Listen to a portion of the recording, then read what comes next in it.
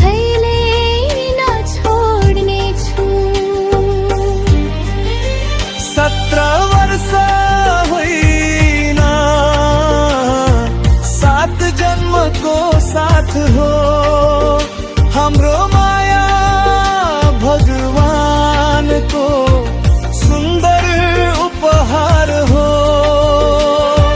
बुढेसकालमा पनि तिम्रै काँधमा टेकेर हिँड्ने छु। अन्तिम श्वाससम्म तिम्रै नाम लिएर बाँच्ने छु।